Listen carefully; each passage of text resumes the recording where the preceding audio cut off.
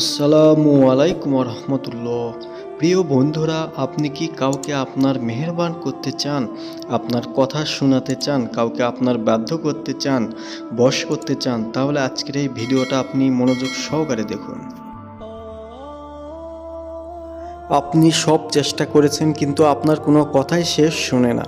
আপনি চান যে সেই ব্যক্তি আপনার কথা শুনুক, আপনি যা বলবেন সেটা মানুক। এই ব্যক্তির সঙ্গে দেখা করার আগে এই দোয়াটি আপনি একবার পড়ুন। ইনশাআল্লাহ সে ব্যক্তি আপনার ভালোবাসায় গ্রেফতার হয়ে যাবে। তার হৃদয়ে আপনার প্রতি ভালোবাসা ও শ্রদ্ধা বৃদ্ধি হবে। আল্লাহ তাআলার হুকুমে সে ব্যক্তি আপনার প্রতি বশ হয়ে যাবে। বিশ্বাস না হলে আজই আপনি আমলটি করে দেখুন। এই আমলটি করার পদ্ধতি খুবই সহজ এবং এটি একটি ছোট দোয়া। নিয়ম জানার আগে আপনি আল্লাহর কাছে দোয়া করে আল্লাহ যেন আপনার মনের আশা কবুল করেন। সবাই কমেন্টে আমিন লিখে যাবেন। যে ব্যক্তিকে আপনি বাধ্য করতে চান, যাকে ভালোবেসে গোলাম বানাতে চান, তার সঙ্গে দেখা করার আগে এই ওজিফাটা আপনি করে যাবেন বন্ধুরা। স্ক্রিনে আপনারা দোয়াটি দেখতে পাচ্ছেন।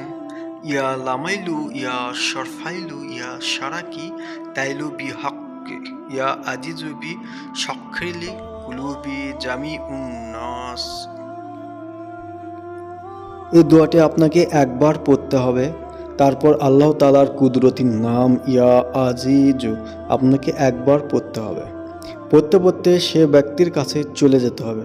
আর যদি আপনারা মোবাইলে বাধ্য করতে চান তাহলে 4-6 বার পড়ে সে ব্যক্তির সঙ্গে ফোনে কথা বলুন।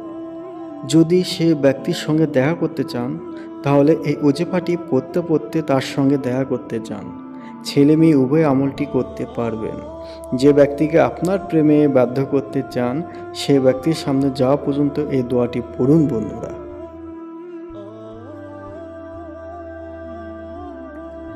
দোয়াটি একবার পড়ার পর ইয়া আজিজু ইয়া আজিজু ইয়া আজিজু এভাবে পড়তে পড়তে সে ব্যক্তির সঙ্গে কথা বলতে অথবা দেখা করতে চান।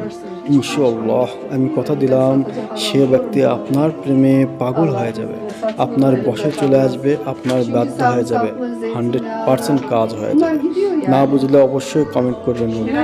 আপনি আপনার মনে বিশ্বাস রেখে আল্লাহর এই এসএমটি এবং দোয়া একবার ট্রাই করে দেখুন বন্ধুরা। আপনি কামিয়াব হয়ে যাবেন বন্ধুরা, কথা দিলাম। ভিডিওটি ভালো লাগলে অবশ্যই একটি লাইক করুন। অনুমতি নেওয়ার প্রয়োজন নেই বন্ধুরা, শুধু আপনার জায়েজ উদ্দেশ্য নিয়ে আমলটি করবেন। সবাই কমেন্টে আমিন লিখুন।